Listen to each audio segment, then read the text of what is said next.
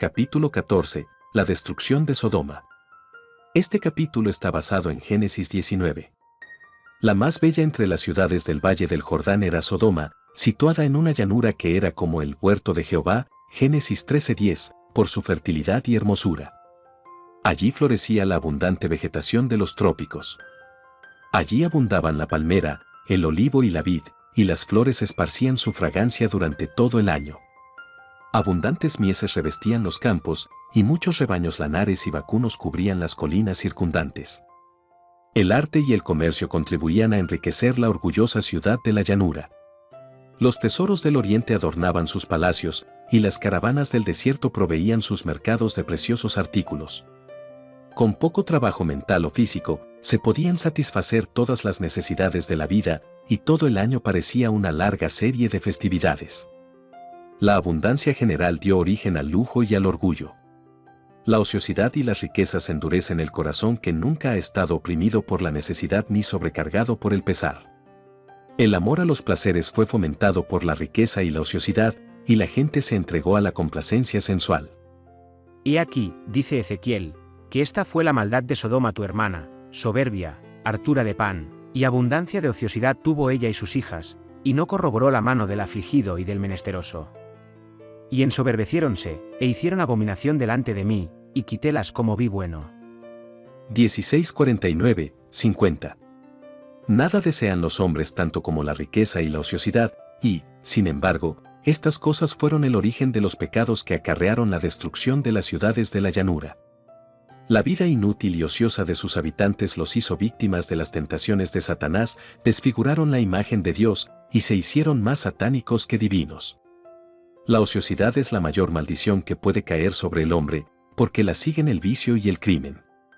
Debilita la mente, pervierte el entendimiento y el alma.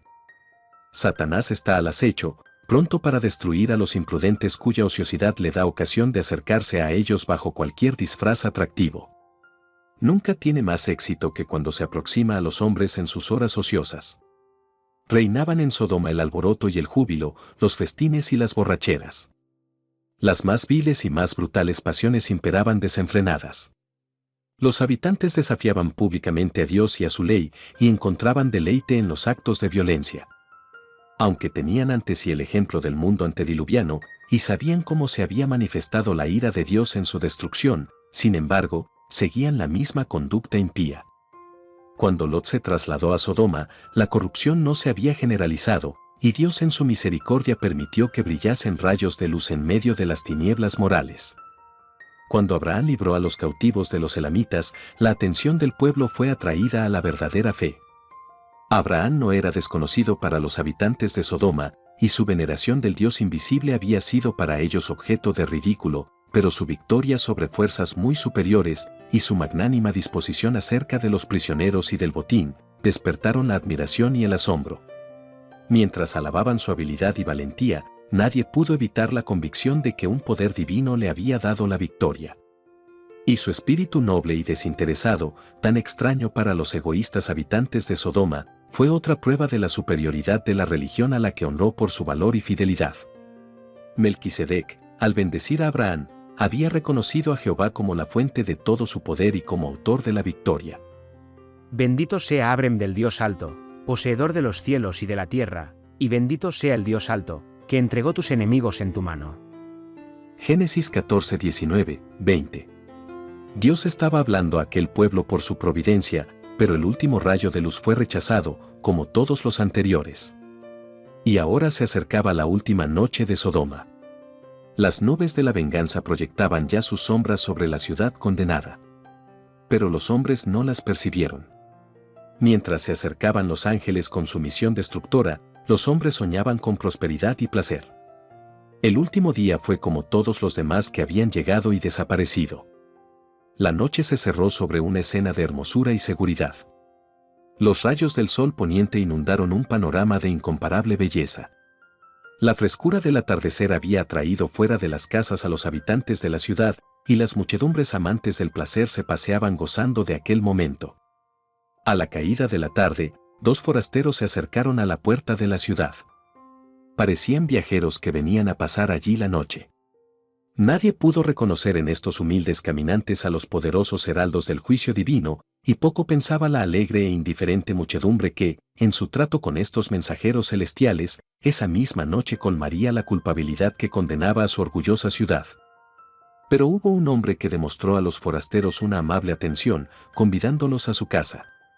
Lot no conocía el verdadero carácter de los visitantes, pero la cortesía y la hospitalidad eran una costumbre en él, eran una parte de su religión, eran lecciones que había aprendido del ejemplo de Abraham.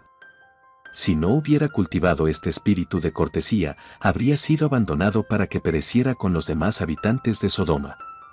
Muchas familias, al cerrar sus puertas a un forastero, han excluido a algún mensajero de Dios, que les habría proporcionado bendición, esperanza y paz.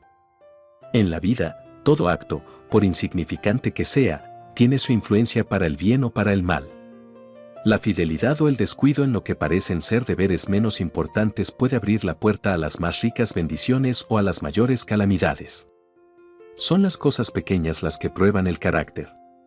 Dios mira con una sonrisa complaciente los actos humildes de abnegación cotidiana, si se realizan con un corazón alegre y voluntario.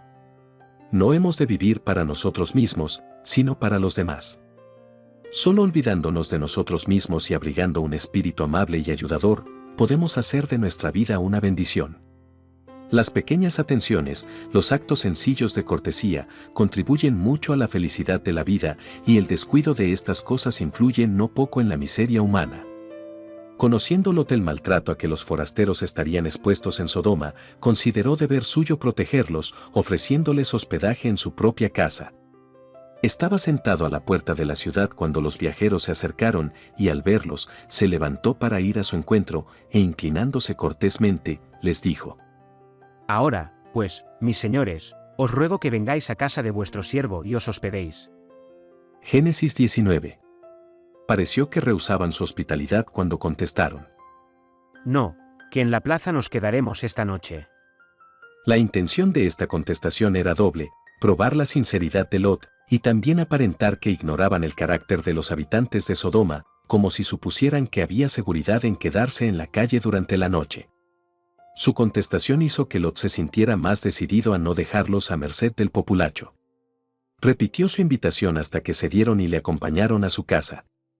Lot había esperado ocultar su intención a los ociosos que estaban en la puerta, llevando a los forasteros a su casa mediante un rodeo, pero la vacilación y tardanza de estos, así como las instancias de él, dieron tiempo a que los observaran, y antes de que se acostaran aquella noche, una muchedumbre desenfrenada se reunió alrededor de la casa. Era una inmensa multitud de jóvenes y ancianos, todos igualmente enardecidos por las más bajas pasiones. Los forasteros se habían informado del carácter de la ciudad, y Lot les había advertido que no se atrevieran a salir de la casa por la noche. En ese momento se oyeron los gritos y las mofas de la muchedumbre, que exigía que sacara afuera a los hombres. Sabiendo Lot que si provocaba la violencia de esta gente, podrían derribar fácilmente la puerta de su casa, salió a ver si podía conseguir algo mediante la persuasión. Os ruego, dijo, hermanos míos, que no hagáis tal maldad. Sirviéndose de la palabra hermanos en el sentido de vecinos, esperaba conciliárselos y avergonzarlos de sus malos propósitos. Pero sus palabras fueron como aceite sobre las llamas. La ira de la turba creció como una rugiente tempestad. Se burlaron de Lot por intentar hacerse juez de ellos, y le amenazaron con tratarle peor de como intentaban tratar a sus huéspedes. Se abalanzaron sobre él, y le habrían despedazado si no le hubiesen librado los ángeles de Dios. Los mensajeros celestiales Alargaron la mano, y metieron a Lot en casa con ellos, y cerraron las puertas. Los sucesos que siguieron manifestaron el carácter de los huéspedes a quienes había alojado. Y a los hombres que estaban a la puerta de la casa desde el menor hasta el mayor, hirieron con ceguera, mas ellos se fatigaban por hallar la puerta.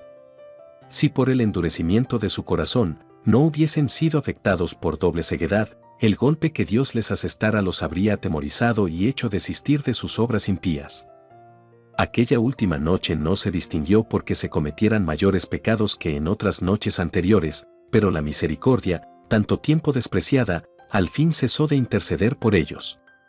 Los habitantes de Sodoma habían pasado los límites de la longanimidad divina, el límite oculto entre la paciencia de Dios y su ira. Los fuegos de su venganza estaban por encenderse en el valle de Sidim. Los ángeles manifestaron a Lot el objeto de su misión: vamos a destruir este lugar, por cuanto el clamor de ellos ha subido de punto delante de Jehová, por tanto Jehová nos ha enviado para destruirlo. Los forasteros a quienes Lot había tratado de proteger, le prometieron a su vez protegerlo a él y salvar también a todos los miembros de su familia que huyeran con él de la ciudad impía. La turba ya cansada se había marchado, y Lot salió para avisar a sus yernos. Repitió las palabras de los ángeles: levantaos, salid de este lugar, porque Jehová va a destruir esta ciudad. Pero a ellos les pareció que Lot bromeaba. Se rieron de lo que llamaron sus temores supersticiosos. Sus hijas se dejaron convencer por la influencia de sus maridos. Se encontraban perfectamente bien donde estaban. No podían ver señal alguna de peligro. Todo estaba exactamente como antes. Tenían grandes haciendas y no les parecía posible que la hermosa Sodoma iba a ser destruida.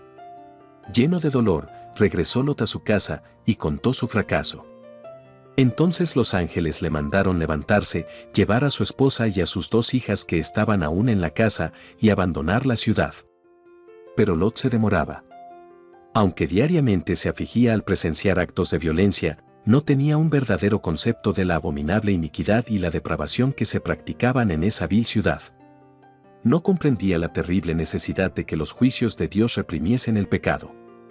Algunos de sus cercanos se aferraban a Sodoma, y su esposa se negaba a marcharse sin ellos.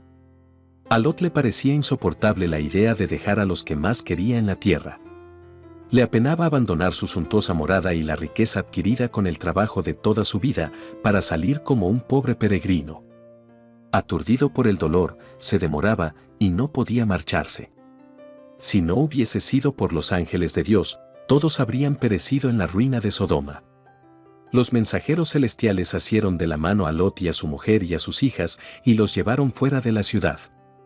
Allí los dejaron los ángeles y se volvieron a Sodoma para cumplir su obra de destrucción. Otro, aquel a quien había implorado Abraham, se acercó a Lot. En todas las ciudades de la llanura no se habían encontrado ni siquiera 10 justos, pero en respuesta al ruego del patriarca, el hombre que temía a Dios fue preservado de la destrucción. Con vehemencia aterradora se le dio el mandamiento: escapa por tu vida, no mires tras ti, ni pares en toda esta llanura, escapa al monte, no sea que perezcas. Cualquier tardanza o vacilación sería ahora fatal. El retrasarse por echar una sola mirada a la ciudad condenada, el detenerse un solo momento, sintiendo dejar un hogar tan hermoso, les habría costado la vida. La tempestad del juicio divino solo esperaba que estos pobres fugitivos escapasen. Pero Lot, confuso y aterrado, protestó que no podía hacer lo que se le exigía, por temor a que le ocurriera algún mal que le causara la muerte. Mientras vivía en aquella ciudad impía, en medio de la incredulidad, su fe había disminuido. El príncipe del cielo estaba a su lado, y sin embargo rogaba por su vida como si el Dios que había manifestado tanto cuidado y amor hacia él no estuviera dispuesto a seguir protegiéndole. Debiera haber confiado plenamente en el mensajero divino, poniendo su voluntad y su vida en las manos del Señor, sin duda ni pregunta alguna. Pero como tantos otros, trató de hacer planes por sí mismo: he aquí ahora esta ciudad está cerca para huir allá, la cual es pequeña, escaparé ahora allá, no es ella pequeña, y vivirá mi alma. La ciudad mencionada aquí era Bela, que más tarde se llamó Sour. Estaba a pocas millas de Sodoma, era tan corrompida como esta, y también condenada a la destrucción.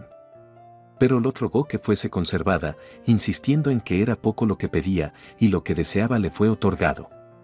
El Señor le aseguró: he aquí he recibido también tu súplica sobre esto, y no destruiré la ciudad de que has hablado, cuanta es la misericordia de Dios hacia sus extraviadas criaturas. Otra vez se le dio la solemne orden de apresurarse, pues la tempestad de fuego tardaría muy poco en llegar. Pero una de las personas fugitivas se atrevió a mirar hacia atrás, hacia la ciudad condenada, y se convirtió en monumento del juicio de Dios. Si Lot mismo no hubiese vacilado en obedecer a la advertencia del ángel, y si hubiese huido con prontitud hacia las montañas, sin una palabra de súplica ni de protesta, su esposa también habría podido escapar. La influencia del ejemplo de él la habría salvado del pecado que selló su condenación.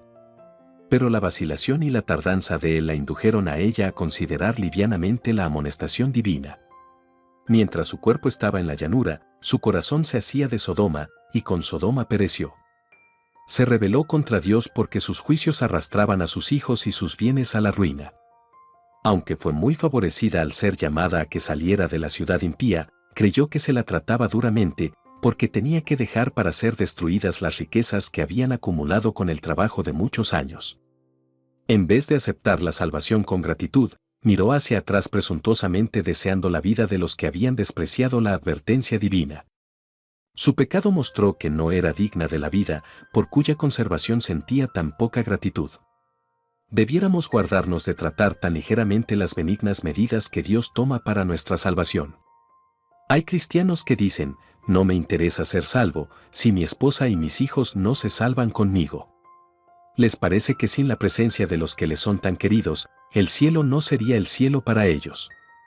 Pero, al albergar tales sentimientos, tienen un concepto justo de su propia relación con Dios, en vista de su gran bondad y misericordia hacia ellos. ¿Han olvidado que están obligados por los lazos más fuertes del amor, del honor y de la fidelidad a servir a su Creador y Salvador? Las invitaciones de la misericordia se dirigen a todos, y porque nuestros amigos rechazan el implorante amor del Salvador, hemos de apartarnos también nosotros. La redención del alma es preciosa. Cristo pagó un precio infinito por nuestra salvación, y porque otros la desechen, ninguna persona que aprecie el valor de este gran sacrificio, o el valor del alma, despreciará la misericordia de Dios. El mismo hecho de que otros no reconozcan los justos requerimientos de Dios debiera incitarnos a honrar al Creador con más diligencia y a inducir a todos los que alcancen nuestra influencia a aceptar su amor. El sol salía sobre la tierra cuando Lot llegó a Zoar. Los claros rayos matutinos parecían anunciar solo prosperidad y paz a las ciudades de la llanura. Empezó el ajetreo de la vida diaria por las calles, los hombres iban por sus distintos caminos, a su negocio o a los placeres del día. Los yernos de Lot se burlaban de los temores y advertencias del caduco anciano. De repente, como un trueno en un cielo despejado, se desató la tempestad. El Señor hizo llover fuego y azufre del cielo sobre las ciudades y la fértil llanura. Sus palacios y templos, las costosas moradas, los jardines y viñedos, la muchedumbre amante del placer, que la noche anterior había injuriado a los mensajeros del cielo, todo fue consumido. El humo de la conflagración ascendió al cielo como si fuera el humo de un gran horno. Y el hermoso valle de Sidim se convirtió en un desierto, un sitio que jamás había de ser reconstruido ni habitado, como testimonio para todas las generaciones de la seguridad con que el juicio de Dios castiga el pecado. Las llamas que consumieron las ciudades de la llanura transmiten hasta nuestros días la luz de su advertencia. Se nos enseña la temible y solemne lección de que mientras la misericordia de Dios tiene mucha paciencia con el transgresor, hay un límite más allá del cual los hombres no pueden seguir en sus pecados. Cuando se llega a ese límite, se retira el ofrecimiento de la gracia y comienza la ejecución del juicio. El Redentor del mundo declara que hay pecados mayores que aquellos por los cuales fueron destruidas Sodoma y Gomorra. Los que oyen la invitación del Evangelio que llama a los pecadores al arrepentimiento, y no hacen caso de ella, son más culpables ante Dios que los habitantes del valle de Sidim. Mayor aún es el pecado de los que aseveran conocer a Dios y guardar sus mandamientos, y sin embargo, niegan a Cristo en su carácter y en su vida diaria. De acuerdo con lo indicado por el Salvador, la suerte de Sodoma es una solemne advertencia, no meramente para los que son culpables de pecados manifiestos, sino para todos aquellos que están jugando con la luz y los privilegios que vienen del cielo. El testigo fiel dijo a la iglesia de Efeso: Tengo contra ti que has dejado tu primer amor. Recuerda por tanto de donde has caído, y arrepiéntete, y haz las primeras obras, pues si no, vendré presto a ti, y quitaré tu candelero de su lugar, si no te hubieres arrepentido. Apocalipsis 2, 4, 5. Con una compasión más tierna que la que conmueve el corazón de un padre terrenal que perdona a su hijo pródigo y doliente, el Salvador anhela que respondamos a su amor y al perdón que nos ofrece. Dice a los extraviados: tornaos a mí, y yo me tornaré a vosotros. Malaquías 3:7. Pero si el pecador se niega obstinadamente a responder a la voz que le llama con compasivo y tierno amor, será abandonado al fin en las tinieblas. El corazón que ha menospreciado por mucho tiempo la misericordia de Dios se endurece en el pecado, y ya no es susceptible a la influencia de la gracia divina. Terrible será la suerte de aquel de quien por último el Salvador declare, es dado a ídolos. Oseas 4:17. En el día del juicio, la suerte de las ciudades de la llanura será más tolerable que la de aquellos que reconocieron el amor de Cristo y, sin embargo, se apartaron para seguir los placeres de un mundo pecador.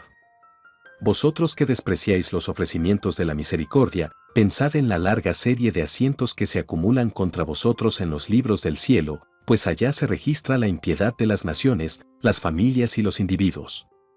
Dios puede soportar mucho mientras se lleva la cuenta y puede enviar llamados al arrepentimiento y ofrecer perdón. Sin embargo, llegará el momento cuando habrá completado la cuenta, cuando el alma habrá hecho su elección, cuando por su propia decisión el hombre habrá fijado su destino.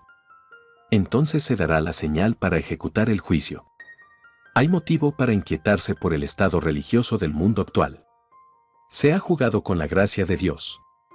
La multitud ha anulado la ley de Dios, enseñando doctrinas y mandamientos de hombres. Mateo 15:9. La incredulidad prevalece en muchas iglesias de nuestra tierra. No es una incredulidad en el sentido más amplio, que niegue abiertamente la Sagrada Escritura, sino una incredulidad envuelta en la capa del cristianismo, mientras mina la fe en la Biblia como revelación de Dios. La devoción ferviente y la piedad viva han cedido el lugar a un formalismo hueco.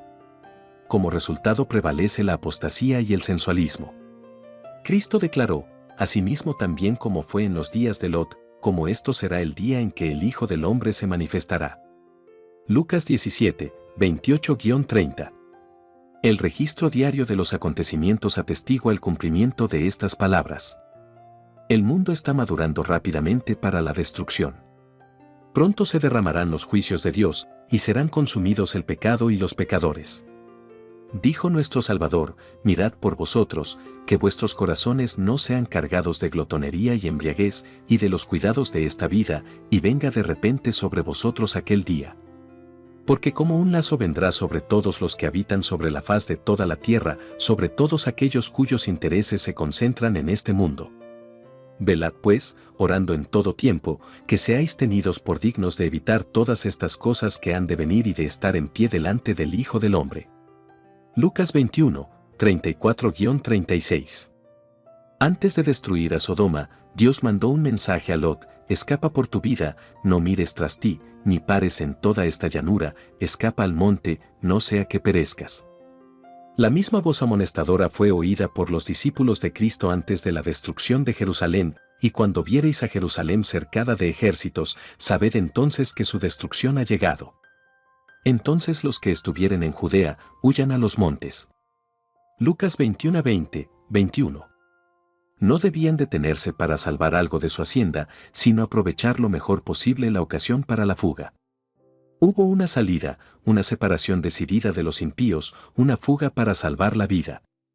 Así fue en los días de Noé, así ocurrió en el caso de Lot, así en el de los discípulos antes de la destrucción de Jerusalén, y así será en los últimos días.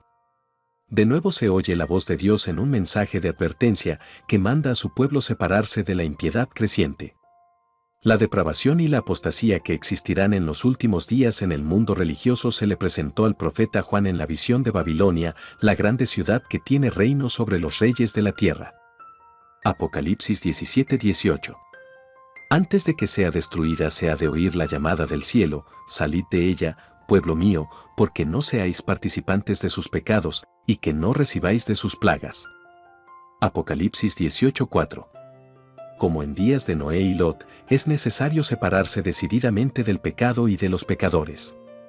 No puede haber transigencia entre Dios y el mundo, ni se puede volver atrás para conseguir tesoros terrenales. No podéis servir a Dios y a Mahón. Mateo 6:24.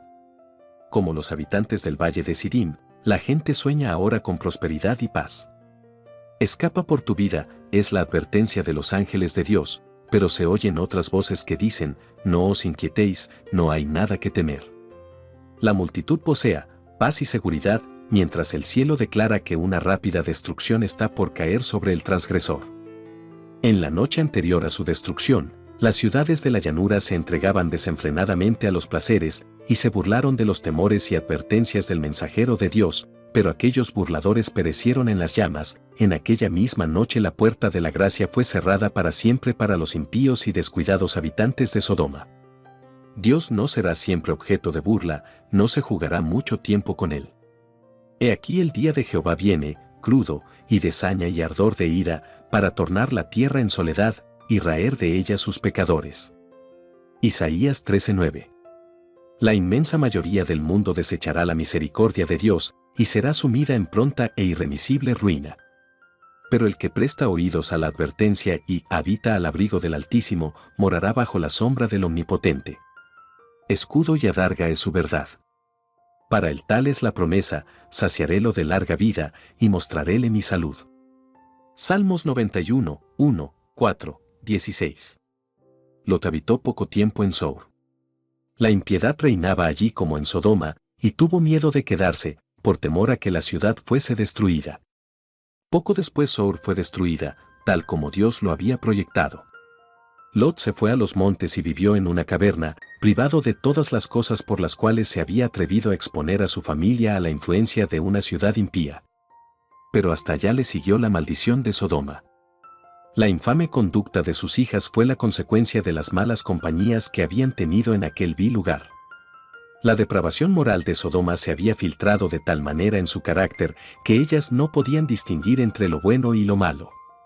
Los únicos descendientes de Lot, los moabitas y amonitas, fueron tribus viles e idólatras, rebeldes contra Dios y acérrimos enemigos de su pueblo. Cuán grande fue el contraste entre la vida de Lot y la de Abraham. Una vez habían sido compañeros, habían adorado ante el mismo altar y habían morado juntos en sus tiendas de peregrinos. Pero qué separados estaban ahora. Lot había elegido a Sodoma en busca de placer y beneficios. Abandonando el altar de Abraham y sus sacrificios diarios ofrecidos al Dios viviente, había permitido a sus hijos mezclarse con un pueblo depravado e idólatra. Sin embargo, había conservado en su corazón el temor de Dios, pues las Escrituras lo llaman justo. 2 Pedro 2:7. Su alma justa se afligía por la vil conversación que tenía que oír diariamente y por la violencia y los crímenes que no podía impedir.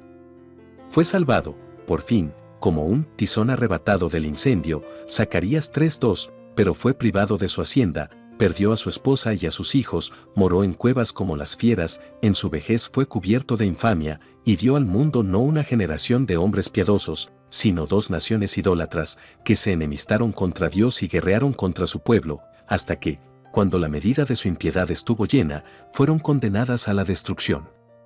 Qué terribles fueron las consecuencias que siguieron a un solo paso imprudente. El sabio Salomón dice: no trabajes por ser rico, pon coto a tu prudencia. Alborota su casa el codicioso, mas el que aborrece las dádivas, vivirá. Proverbios 23:4, 15-27. Y el apóstol Pablo declara: los que quieren enriquecerse, caen en tentación y lazo, y en muchas codicias locas y dañosas, que hunden a los hombres en perdición y muerte. 1 Timoteo 6:9. Cuando Lot se estableció en Sodoma, estaba completamente decidido a abstenerse de la impiedad y a mandar a su casa después de sí que obedeciera a Dios. Pero fracasó rotundamente. Las corruptoras influencias que le rodeaban afectaron su propia fe, y la unión de sus hijas con los habitantes de Sodoma vinculó hasta cierto punto sus intereses con el de ellos. El resultado está ante nosotros. Muchos continúan cometiendo un error semejante. Cuando buscan dónde establecerse, miran las ventajas temporales que pueden obtener, antes que las influencias morales y sociales que los rodearán a ellos y a sus familias.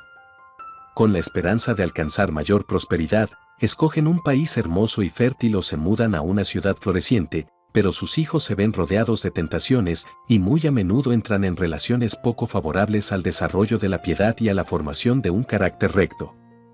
El ambiente de baja moralidad, de incredulidad o indiferencia hacia las cosas religiosas tiende a contrarrestar la influencia de los padres. La juventud ve por todas partes ejemplos de rebelión contra la autoridad de los padres y la de Dios. Muchos se unen a los infieles e incrédulos y echan su suerte con los enemigos de Dios. Al elegir un sitio para vivir, Dios quiere que consideremos ante todo las influencias morales y religiosas que nos rodearan a nosotros y a nuestras familias. Podemos encontrarnos en posiciones difíciles, pues muchos no pueden vivir en el medio en que quisieran. Pero donde quiera que el deber nos llame, Dios nos ayudará a mantenernos incólumes si velamos y oramos, confiando en la gracia de Cristo. Pero no debemos exponernos innecesariamente a influencias desfavorables a la formación de un carácter cristiano.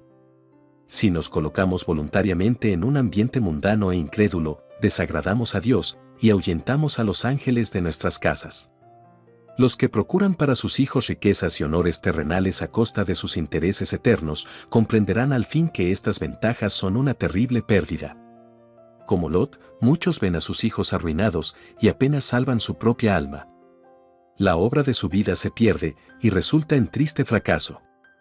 Si hubiesen ejercido verdadera sabiduría, sus hijos habrían tenido menos prosperidad mundana, pero tendrían en cambio seguro derecho a la herencia inmortal. La herencia que Dios prometió a su pueblo no está en este mundo. Abraham no tuvo posesión en la tierra, ni aun para asentar un pie. Hechos 7:5. Poseía grandes riquezas y las empleaba en honor de Dios y para el bien de sus prójimos, pero no consideraba este mundo como su hogar.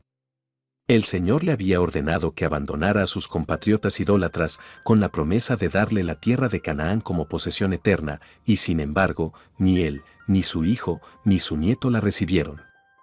Cuando Abraham deseó un lugar donde sepultar sus muertos, tuvo que comprarlo a los cananeos. Su única posesión en la tierra prometida fue aquella tumba cavada en la peña en la cueva de Macpela. Pero Dios no faltó a su palabra, ni tuvo ésta su cumplimiento final en la ocupación de la tierra de Canaán por el pueblo judío. A Abraham fueron hechas las promesas y a su simiente. Gálatas 3:16. Abraham mismo debía participar de la herencia. Puede parecer que el cumplimiento de la promesa de Dios tarda mucho, pues un día delante del Señor es como 1000 años y 1000 años como un día. Puede parecer que se demora, pero al tiempo determinado, sin duda vendrá. No tardará. 2 Pedro 3:8, Habacuc 2:3. La dádiva prometida a Abraham y a su simiente incluía no solo la tierra de Canaán, sino toda la tierra. Así dice el apóstol, no por la ley fue dada la promesa a Abraham o a su simiente, que sería heredero del mundo, sino por la justicia de la fe. Romanos 4:13. Y la Sagrada Escritura enseña expresamente que las promesas hechas a Abraham han de ser cumplidas mediante Cristo. Todos los que pertenecen a Cristo, ciertamente la simiente de Abraham, son, y conforme a la promesa los herederos, herederos de la herencia incorruptible, y que no puede contaminarse, ni marchitarse, herederos de la tierra libre de la maldición del pecado. Porque el reino, y el señorío, y la majestad de los reinos debajo de todo el cielo, será dado al pueblo de los santos del Altísimo, y los mansos heredarán la tierra, y se recrearán con abundancia de paz. Gálatas 3:29, 1 Pedro 1:4, Daniel 7:27, Salmos 37 horas y 11 minutos. Dios dio a Abraham una vislumbre de esta herencia inmortal, y con esta esperanza, él se conformó. Por fe habitó en la tierra prometida como en tierra ajena, morando en cabañas con Isaac y Jacob, herederos juntamente de la misma promesa, porque esperaba ciudad con fundamentos, el artífice y hacedor de la cual es Dios. Hebreos 11:9, 10. De la descendencia de Abraham dice la Escritura, conforme a la fe murieron todos estos sin haber recibido las promesas, sino mirándolas de lejos, y creyéndolas, y saludándolas, y confesando que eran peregrinos y advenedizos sobre la tierra. Tenemos que vivir aquí como peregrinos y advenedizos, si deseamos la patria, mejor, es a saber, la celestial. Los que son hijos de Abraham desearán la ciudad que él buscaba, el artífice y hacedor de la cual es Dios. Vers. 13, 16.